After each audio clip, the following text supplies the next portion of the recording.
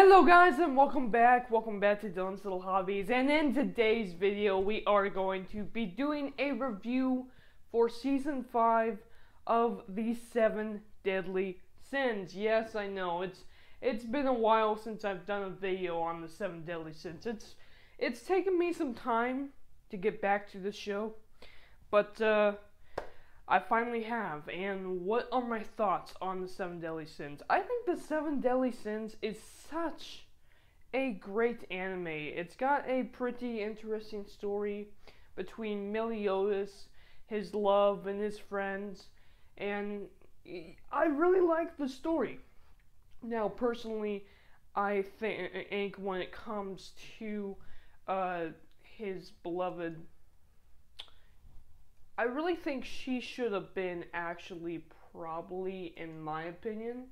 Like, I would prefer it if she was human, but Elizabeth is actually an angel, which, it makes sense. Meliodas is a devil. He's a demon, actually, who falls in love with an angel. I think it would be a little bit more tragic if she had no powers. You know, if she was just a human being. But she's an angel, and she's a part of the angel race, probably God race. And boy, man, they just came up with such an interesting story. So if you don't know, 7 Deadly Sins is kind of a medieval retelling. I mean, you got Meliodas and his 7 knights, his 7, well, he's 7. Yeah, he's one of 7 knights, his 6 best friends, and his beloved Elizabeth, who is actually an angel. And in season 4, because of Elizabeth's curse, which is to, of course, actually, so his curse is that he lives forever. Her curse is that she becomes immoral, and after learning her true identity, she only has so long to live before she dies again. And Meliodas has had to go through about 3,000 years of watching her be reborn and die, reborn and die, reborn and die. That's tough. That's tough to watch. Imagine that, watching your absolute person that you absolutely love, that you are in love with, your wife or someone, watching them die over and over again. That would be crazy. How is Meliodas this cool about it? I have no idea. He's pretty much just accepted his fate at this point, I guess. But now, he is stone cold about setting her free of this curse. So what does he do? He wants to become the Demon King. He wants to become his father. He wants the power to hopefully free his beloved Elizabeth, and that's what he sets out to do. And of course, we all have to stop him. We all have to stop Meliodas before he makes a huge mistake and become the most evil being in all of the land, because he is part demon. So yeah, I really do like the story that they have set up, of course. And then in season 5, we know from season 4 that Bon, one of the 7 Deadly Sins, Bon, actually, quote unquote, died, went to purgatory, because that's where his father, the Demon King, is actually at, purgatory. So Bon dies and goes to purgatory to hopefully find Meliodas' feelings. I know it sounds weird, but Meliodas is split in two. There's Meliodas, the one who wants to become a Demon King, the one who wants to undo Elizabeth's curse, but the only way he can do it is by becoming the Demon King.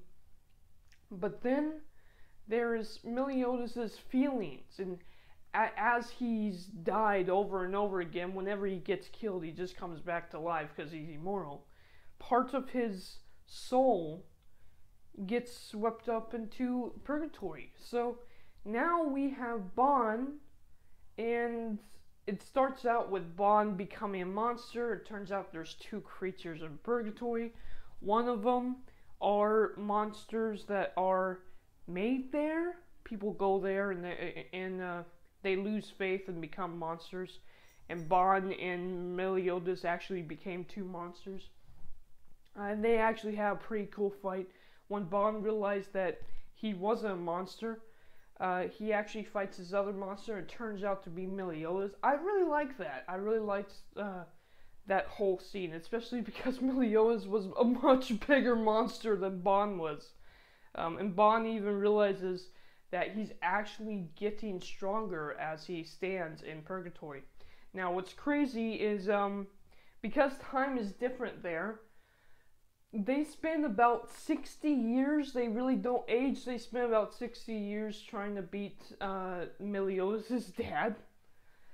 Yeah, it's a very interesting anime. I can definitely say that. If you are a fan of Seven Deadly Sins, you have to admit that while the story is incredible, it's a long shot. It's a really interesting story, ain't it? And then actually, I really like the fact that we finally found out what's going on with Milia's brother, you know? What is his name? Zeldris? I believe his name was. I literally have it on my website here because I can never remember. I'm so bad remembering names. I can never remember this guy's name. But Meliodas' brother, I think I'm pronouncing it right, Zeldris. We actually found out his story, which was pretty interesting. So, it's weird. I was not expecting the comparison between Zeldris and Meliodas to be exactly the same. I thought Zeldris was just looking up to his brother, and I guess we all kind of thought this. He was looking up to his brother and wanted to become the Demon King just like that, but then his brother betrayed them, and he didn't know what else to do. It turns out, though, that no. While Meliodas had Elizabeth, he actually had his own love, part of the Vampire King. So here we go. We got vampires and demons, right? But it's interesting. It's interesting. So the Demon King ordered Zeldris to actually go exterminate the vampire kind, which means exterminating his beloved, and he couldn't. So he cursed them to sleep forever. And basically what happened there was Meliodas promised Zeldris if he became Demon King that Zeldris could get his girlfriend back, basically. Alright. Good story. I'm just glad they gave Zeldris something to do. Like, I enjoyed the fact that, he basically wanted to become Demon King. I couldn't understand why Zeldris wasn't trying to become Demon King himself after he learned about Meliodas. Like, why wasn't that? I mean, your brother betrayed you for a girl, and it turns out, well, he actually has something in common with Meliodas. He found a love himself, and it was their father that took that away from them. So, once Bond gets back, eventually they defeat the Demon King. Bond gets back, and Meliodas gets back. Meliodas awakens from the cocoon. And yes, I'm skipping over a lot of stuff. That's because, simply put, there's a lot to talk about with this season. But once they get back, it's pretty crazy. So the Demon King actually, his entire plan from the beginning was not to have Meliodas take his throne, but to take over Meliodas' body. Why is that always a thing in anime where the bad guy is usually just trying to take over the hero's body? Like possession? I mean, it happens in Naruto. It happens in a lot of anime. I remember Orochimaru trying to take over Sasuke's body. It's pretty much the same vibes here, you know? Pretty much the same vibes I get here. But yeah, you know, and it's funny because they tried everything they could do to stop Meliodas, to stop him from gaining the other halves of the Demon King so he could become the Demon King. They had no idea that the Demon King's true plan was, once he gathered all of the other split souls of the Demon King, that he would himself be taken over. Now, of course, when he was taken over, Bond shows up, and now with Bond's all new abilities, the fact that he's been in purgatory for like 60, 70 years or whatever it was, he's gained new strength. He can actually stand up to the Demon King. Because after being in purgatory for so long, you know, it doesn't affect him. It's really interesting that it doesn't affect him. And of course, because the Demon King was stealing Bond's energy all the time, he learned how to give his energy away. So eventually he gets to give his energy away to his beloved as well, saving her life, because we know from the rest of the story that she was dead the entire time. So he was able to, unfortunately, he had to give, of course, the last bits of the Fountain of Youth, but he was able to save her life. And while, yes, he is now immortal, he is like major strong because of his time in purgatory. So I like the fact that he's at least able to fight, and he does fight the Demon King. And then with the Demon King in itself, inside the Demon King, here comes the real Meliodas. And this is great because of how many characters all play their role, especially Meliodas' friends. When the Demon King told him that, and the Demon King lied, obviously, Meliodas, that his friends were already dead, he lost hope. But then thanks to Gother, of all people, and I think Gother, it's funny because I originally didn't really like Gother for a long time, but now understanding the story of Gother, I'm really liking Gother. I'm starting to really like Gother.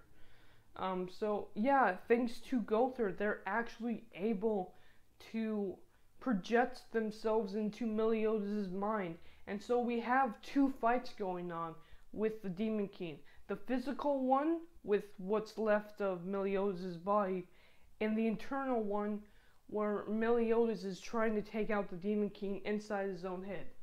I really like that. I really like that. And I didn't even get to talk about what's going on with the angels. Because the fact that Gother, what he did was just crazy, basically. I'm not going to go too far into that because this video is already almost long. I don't want to make it too long. But the fact that Gother actually, to stop the war, the 100-year war that was plaguing the land, the fact that Gother not only gave his life for that, but more importantly, he actually took an angel, made it look like a demon, changed everybody's minds, messed with everybody's minds, including the demons and angels themselves, so that they could possibly end the war, was just insane. And when he finally realizes that he's not a demon and everything, he goes crazy and tries to take in the other 4 parts of the Demon King, and he goes nuts. He just goes nuts with power. I really liked this whole season. This whole season was insane. But with that said, I have to say this. It ended so abruptly. And because it ended so abruptly, like, I feel like this should have been the big last battle ever. I mean, we just defeated the Demon King of all things, right? But it ended so abruptly. Like, I feel like if we were going to end the show, we would have Elizabeth and Meliodas marry, and then the narrator would say, and they lived happily ever after, and probably get like a 10-year time skip with them together or something like that. And then of course Bond marrying his love, and then of course and then King, when King eventually turned into his final form, final adult form with all of his powers. Man, that was so cool. That was so cool. But yeah, like, if this was the end of the show, I think we would get a time skip and he would be married, of course, be married to Deanne. Like, I really feel like this entire season, while absolutely epic, was not the end of the show. And I don't know that for a fact. I'm not a manga reader when it comes to Seven Deadly Sins. So I really kind of hope that this isn't the end of the show, because I really feel like it ended so abruptly. I really hope that we get at least one more season. I don't know what else they could do for a storyline in the next season, but I feel like if they end the show here with such an abrupt end and oh, they lived happily ever after, blah blah blah, nothing like that, then I don't know, it's just not gonna feel right. But who knows? Let me know down in the comments below if there is actually going to be another season to the show. I hope there is, because I actually really have enjoyed Seven Deadly Sins. Thank you guys for watching. Let me know about Thank you guys for watching. Let me know about your thoughts on the Seven Deadly Sins Season 5 down in the comments below. And yeah, something else that I have to mention? Season 5 wasn't torn apart like Season 4 did. Like, Season 4 had such weird out-of-place censorship that made no sense within the context of the show. At least they didn't do that with Season 5. At least I didn't see any really weird censorship, in my opinion. Let me know down in the comments below if you caught something weird about the censorship in this show. Because for some reason, Season 4, they really censored it inconsistently as well. Like, they had blood turn white, but then it would turn red as soon as it hit the floor. Like, it would make absolutely no sense. Like, I don't know why they did that, but thank you guys for watching, and I am out. Bye.